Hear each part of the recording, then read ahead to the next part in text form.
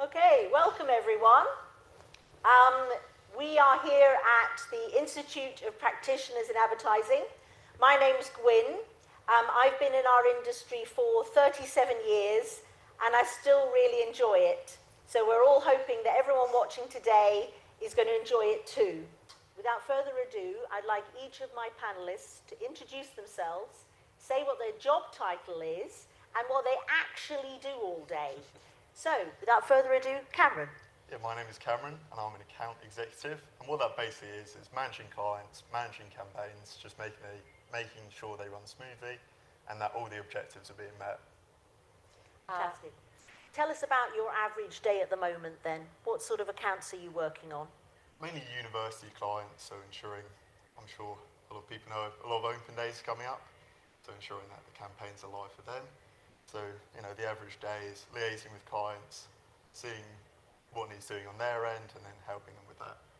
Fantastic. And I think you were mentioning earlier to us that you're doing a lot of content management at the moment.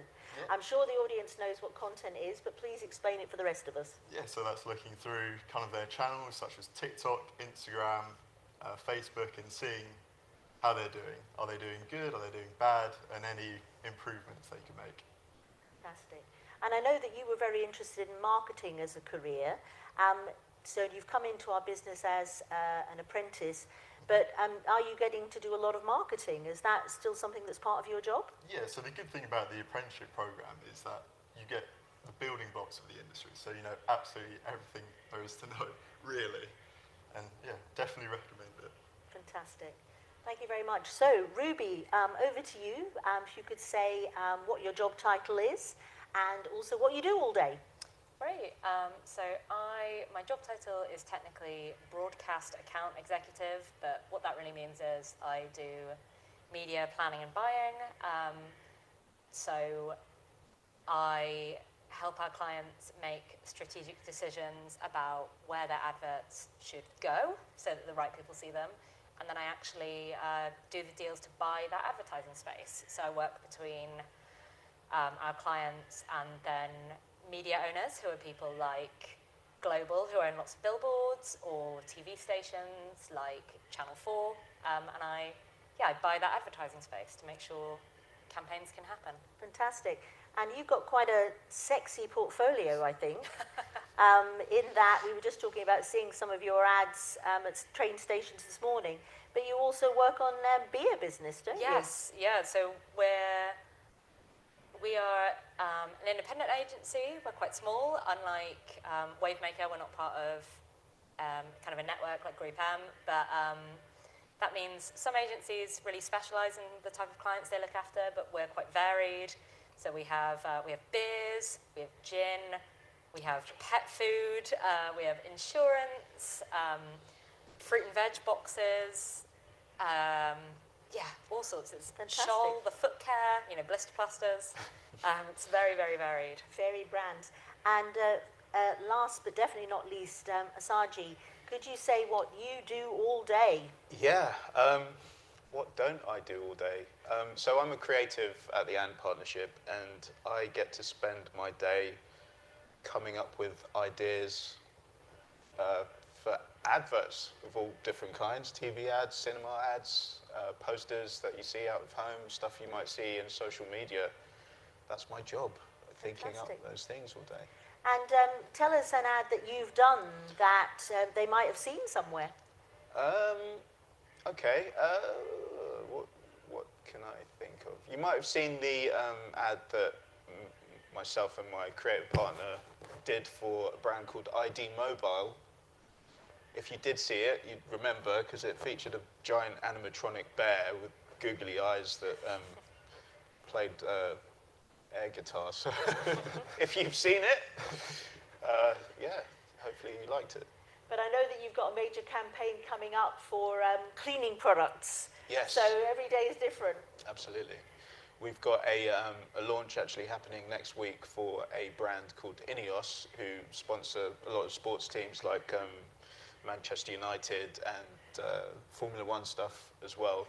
And they will be launching a range of household cleaning products, laundry liquid, washing up liquid, next week. And my partner and I were responsible for coming up with the idea behind that. So that's a bit of an exclusive because it hasn't launched yet. So there you go. We'll definitely look out for it. Thank you very much. Okay, so probably in reverse order then. So Asaji first. Please, can you tell us how you got into the industry? Oh, that's a big question. So I kind of had an unconventional route into the industry, I think. So I actually went to uni and studied film. Couldn't get a job in film.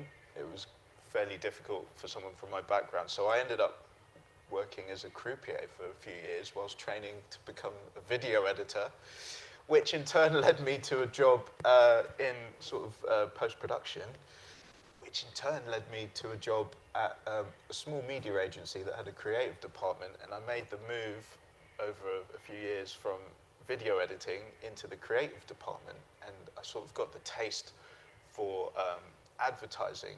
But again, because it was such a small department, I was working on stuff that was very cool, but just it was very niche. So a lot of those kind of old school yell and sell kind of ads that you might see on daytime TV. And I was watching stuff like the Nike Londoner campaign and thinking, oh, I'd love to work at an agency that makes that kind of stuff. So I actually went back to school. I went to the School of Communication Arts, SCA 2.0, during lockdown actually, and started right from the bottom again, learning about being creative and strategy, and yeah, got a job at the And Partnership as a result. Fantastic, and well done. Bit of a long-winded one. We definitely are a resilient bunch. So Ruby, I believe that you joined as a graduate. Tell us about your route into the industry. Yeah, so I went to university at 18, and I studied history, and I loved it. It's still sort of the big passion of my life. I was one of those really sort of annoying, nerdy people that went to university and was like, I actually love all my classes, you know, very smug. So I loved studying history, and I graduated from my undergrad in 2020, which was in the first lockdown, and I was like, oh my goodness, I couldn't find a job. I was really struggling, couldn't find a job, wasn't really sure what I wanted to do. A lot of the grad schemes that I'd initially applied for had been paused or deferred. So very luckily, I was offered a scholarship to go back and do a master's in history. So I then did a master's in history at the same university. And then a year later, I was in the exact same position. Lockdowns were still happening, and I still didn't have a job. I went to an online careers fair. So pre-pandemic, this would be you'd go to a building in your university, and there'd be lots of people with actual stalls set up telling you about why you should come work for us. But this was an online one because it's still pandemic. And I got talking to someone from my current agency, Total Media, and I got a graduate job. So yeah, very, very lowest rung on the ladder, really entry level, and I started from there. Fantastic, thank you very much. I ought to say, by the way, that I did English and History at university, and it doesn't matter what you've studied at A-level or at university, because we have a massive program of education at the IPA. And so, for example, Ruby has just sat one of our ground level qualifications, aptly named the Foundation Certificate. So don't worry about what you choose to do. Go ahead and choose something you really enjoy, because that will be no barrier to you joining our wonderful industry. And so, Cameron, tell us how you got your apprenticeship. Yeah, it's a bit of a roundabout way. I also went to university. I did sports science, so, you know, nothing to do with advertising at all. But during my course, there were a couple of projects which really started to pique my interest. So, for example, we had to come up with a sports product and pitch it and market it. And I thought, you know what, this is actually really interesting. So after I finished, I applied to a local agency called Hunter Lodge, and luckily got the apprenticeship, and really enjoying it so far. Fantastic. Thank you very much. So there are different routes in. Just to sort of sum that up before we hear if there are any questions from you guys. So you can get an apprenticeship, and you can get an apprenticeship at 18, or you can get an apprenticeship as you're a graduate. Some people join our industry as what's known as a graduate trainee, and some people go and do really specialist courses, like the School of Communication Arts one that Asaji was mentioning. So you can go and do something like a copywriting course, and then see if you can get a placement in an ad agency. So I've got some other questions I can ask our panel, but let me just inquire as to whether or not there are any questions from the schools. So maybe my Discover Creative Careers partners could tell us if we've got anything at the moment in Q&A.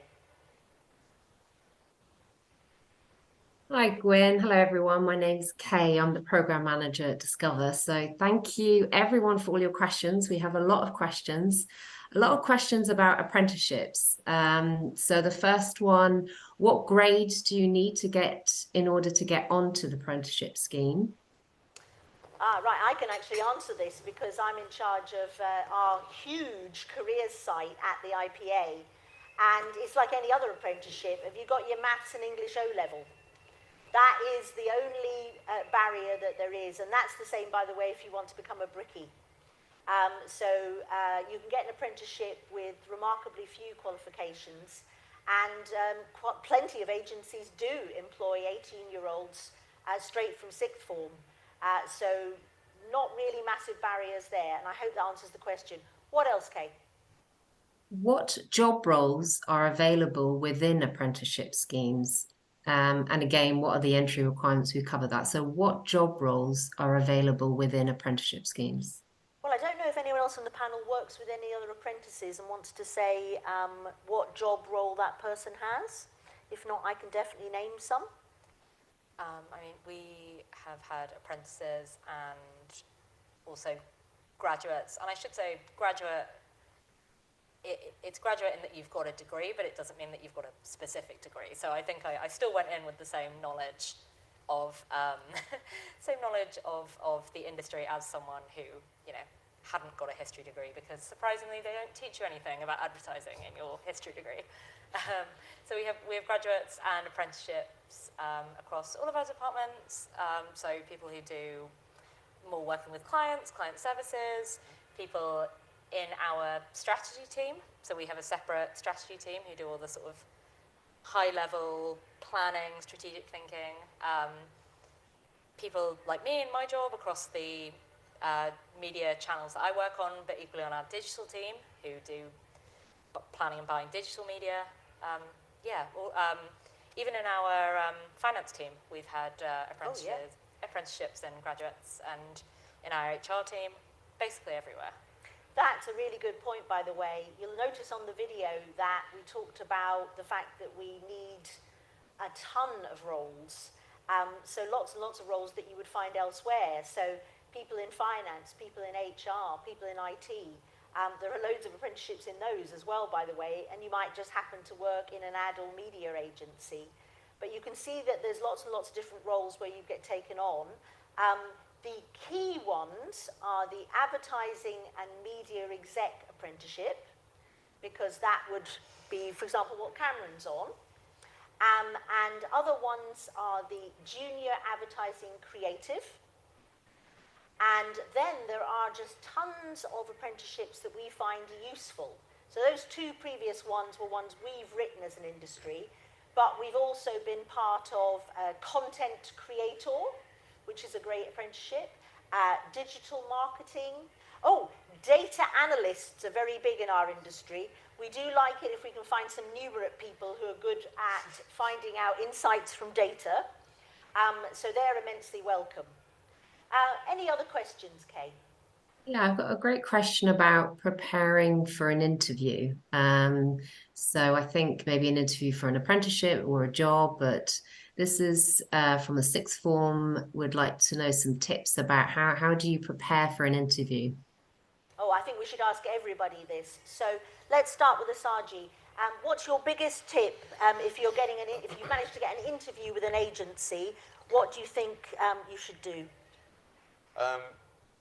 So I think that the best thing you can do, in my experience anyway, is just to bring your passion with you. one of the things that you'll have on your side going into these interviews, I guess, is your youth, which means that you might be forgiven for, making mistakes, technical mistakes and that kind of thing. You will be insulated, I guess, by your passion. If the interviewer can see how much you are into, the sector that you're going into, whether it's creative, whether it's data analytics or account managing, if you know the history of those roles and the jobs, if you can, I guess, name drop, say for example, if you're doing creative, some of the great creatives from before your generation, that's going to just, mark you up in your interviewer's eyes. So, yeah, I'd say singularly, passion is the one thing that you need to bring with you to your interview. That's great advice. Cameron, what's the biggest tip that you would give if you're being interviewed for a job in an agency? I'd say don't put too much pressure on yourself. An interview is just a conversation. Just be super friendly. Just be nice. And yeah, I'd say that. Just remember, don't put too much pressure on yourself. That's really lovely advice. And Ruby, what's the biggest tip that you would give? Oh, I wish I was as chill as Cameron, because I have always been, and I think possibly will be forever, quite a nervous interviewee. So I did lots of practice. If you're school, or when you're at university, if they have a careers service, I went to the university careers service and I said, please, can you pretend you're interviewing me so I can practice? And I did that, and that really helped. I think part of what makes an interview scary, or made it scary for me, was that it was just something I hadn't done before. It was a new environment, so trying to replicate that as much as possible, even if it's like your mum or your dad or someone from school, a teacher, just trying to practice the situation helped me. I agree with everything they've said, and as someone who has interviewed many, many people, I would just like to emphasize some of the things they've said and maybe offer a couple more hints. Saji's quite right. Please show some passion for advertising. Be prepared for a question that says something along the lines of, what's your favorite advert and why? And if you can't answer that, it would be very reasonable of them to think that you weren't interested in advertising. So please make sure you've got that and that passion about the ideas behind the adverts. I also think that Ruby's idea of practicing is a very good one. You've never done interviews before, so it's a great idea to role play with someone and have a go and get someone to ask you difficult questions. It might be a question like, well, why did you drop out of this, or why did you do that? Just practice with someone answering those sorts of questions. But I also think that what Cameron said has got a lot of validity as well, because really, you've got to be yourself. You've got to smile. Please, please be yourself, because that's the person that has to go to work every day. So trying to pretend that you're something you aren't isn't going to work very well. So be properly prepared to answer questions about the agency that you're going to, about the work that it does, about why you think you would be suitable for a particular role. But please just smile as well and show that you are really interested in the interviewer, and that will get you a long way. So before we conclude, have we any other questions, Kay, that the schools would like us to answer? Maybe two, but I think the first one's quite straightforward. Where would you recommend to go to look for careers in advertising and marketing? Okay, excellent. Obviously, I've got my views on that, but guys, where do you think you should go to seek out information about careers in advertising and marketing? I think LinkedIn's always pretty helpful, just to check around, see what roles there are, see if there's anywhere near you that are offering different apprenticeship programs maybe. Fantastic. We've just, by the way, the IPA in conjunction with TikTok have just launched a program. Go to TikTok and see if you can find where they're trying to find some stars of the future. It's a first for us, so we'll be very interested to see who responds. But LinkedIn's a great idea. I hadn't thought of that. What about you guys? What do you think? Oh, LinkedIn was going to be my answer, but that's all right. I mean, if you do choose to go to some form of further education, the careers fairs that those institutions put on, that's what I did. Equally, there are careers websites that like collate lots of different jobs that are on the market. So places like Creative Access or Creative Opportunities Scotland have all sorts of jobs in the creative industry, but some of them will be advertising or marketing or a creative agency. So Fantastic. Have you got anything to add, Asaji? Yeah, so I've got a couple of things. I'll keep it brief though. The first would be just to look at your favorite ads. I guess this is more of a creative bias Absolutely. to answer this question, but look at your favorite ads and just use Google to find out who worked on them. Normally, if there's a TV ad you've seen, it will be somewhere on a website with a list of all the different roles that were involved in getting that on the screen. So you'll have the list of creatives, you'll have the account management team, you have the strategists, the production company, the director even. So yeah, and then I'd say following that, maybe follow looking at those people on LinkedIn and seeing where they're working, what they're working on. And then I guess my final tip would be to give Mark Lewis a call at School of Communication Arts because, again, he's trained some of the best creatives in the industry. So yeah, that school generally will sort of give you some tips on if you want to be creative for sure. But if you're not sure, it's worth a chat to find out if you're cut out for creative or not. Good name drop. Excellent. So any other questions, Kay? I will just say, while you're thinking about that, the obvious places to look are on the IPA's Careers Hub, where hopefully we've got everything for parents, for students, for employers, and there's lots of different sections that answer a lot of these questions. Also, of course, the Discover Creative Careers website, because advertising is just one of many brilliant creative careers that are out there. So while, I can think of 45 jobs that we do just off my hat, there will be millions of other things on the Discover Creative Careers website. So, Kay, have we got any other questions, or would you like me to wrap up? I think we're probably ready to wrap up. Thank you, everyone. Thank you very much, Kay. Right, so you'll receive an email about this because, of course, it was recorded. And what we will be doing also is sending a survey link. And I just want to indicate as well that there is an insight session about another career in the creative industries coming up, which is the one on music, which is October the 18th.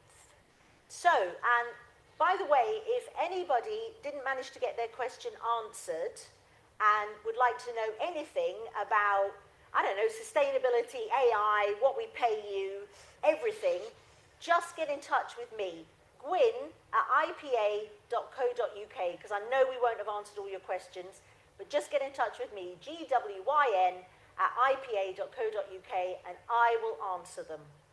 Thank you very much, Laura, for that. And goodbye, everyone. Thank you for attending. We really appreciate it.